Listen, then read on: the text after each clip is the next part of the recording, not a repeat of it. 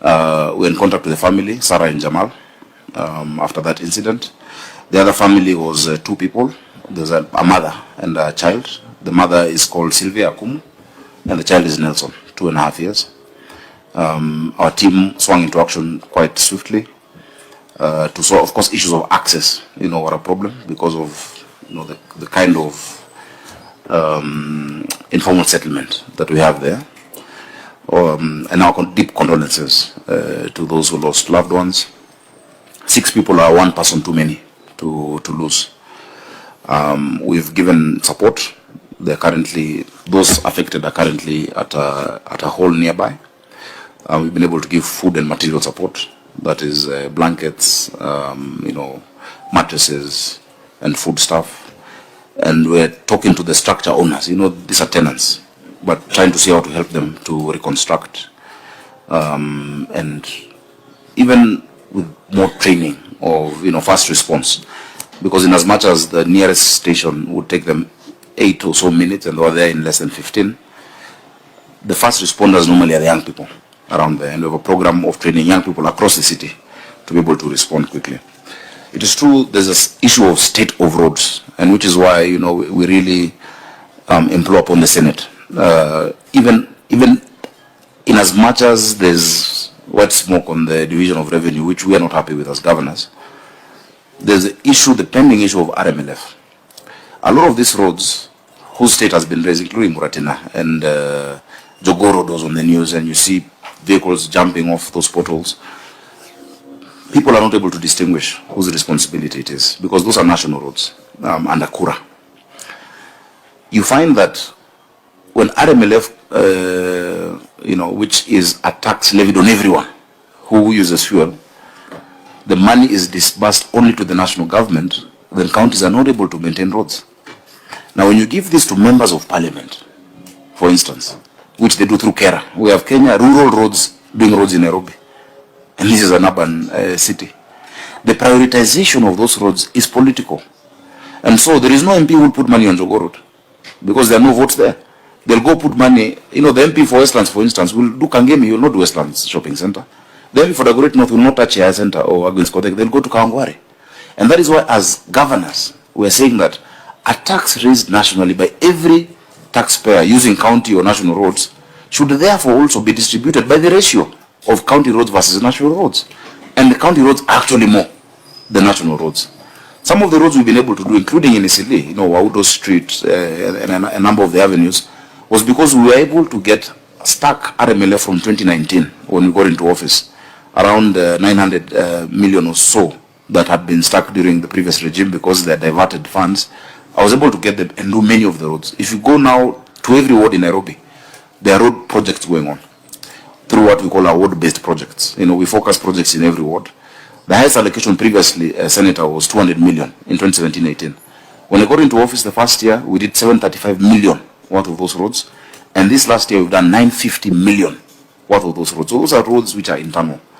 Fortunately for us, Section 6 of the Urban Areas and Cities Act talks about infrastructure in the capital city and the need for a special arrangement between the national and county government. And we've been able to sit down with the national government and said, look, we need to prioritize certain roads, some which are under your purview, and extra support for those under our purview due to lack of the RMLF.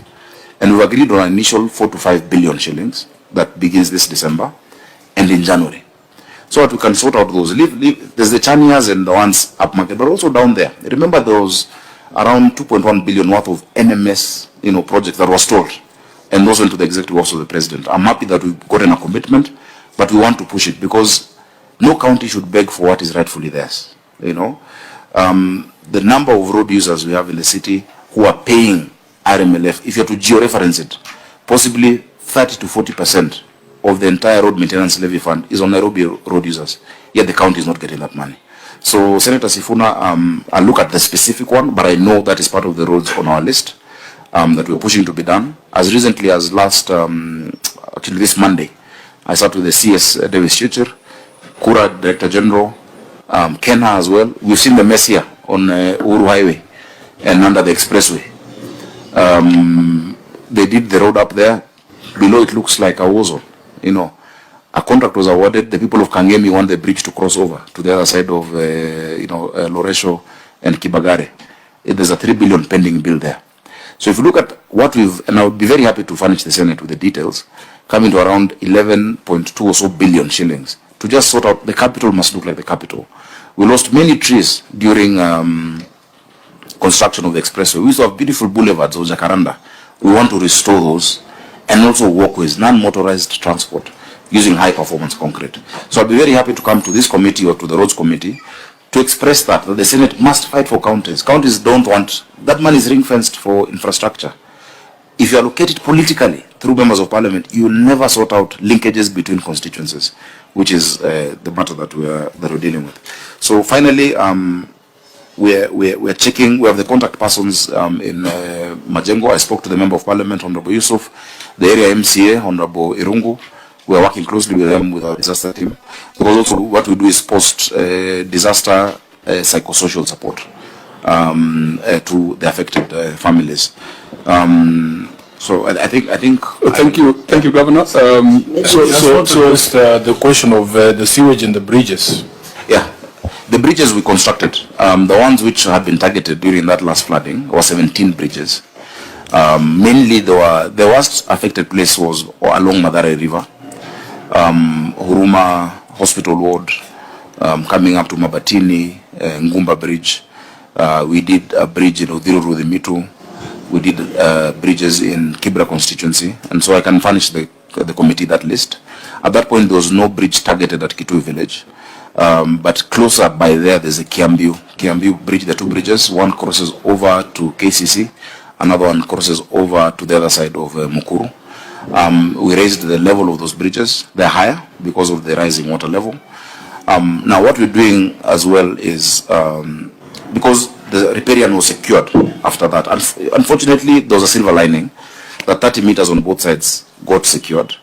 We are really pushing, of course, for the settlement and compensation and prioritization of those affected, especially in Madare and Ruaraka constituency, but of course Mukuru as well, in the affordable housing.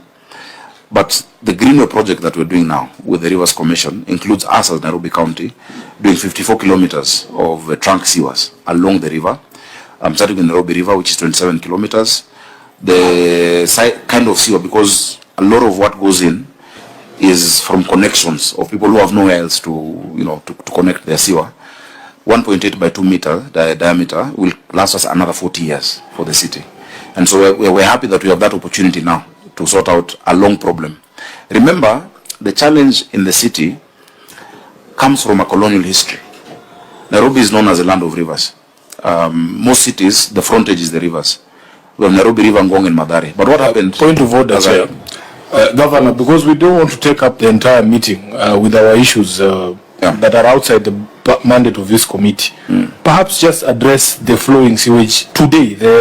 At that particular site, your people have been there. At Kitui village, it is flowing into people's houses. I've seen it myself.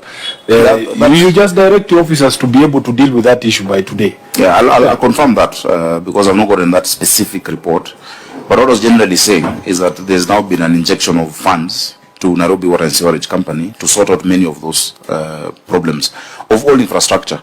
If you look at, as I conclude, Nairobi, CBD, and Ngara, Pangani, Isili, the sewerage infrastructure for solid waste was set up pre-independence. It's very old infrastructure for a smaller population.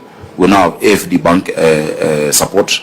We have French Development Agency and Africa Development Bank sorting out the lateral connections to that trunk that I'm mentioning. So because there's also, a river passing there, they will be part of that program.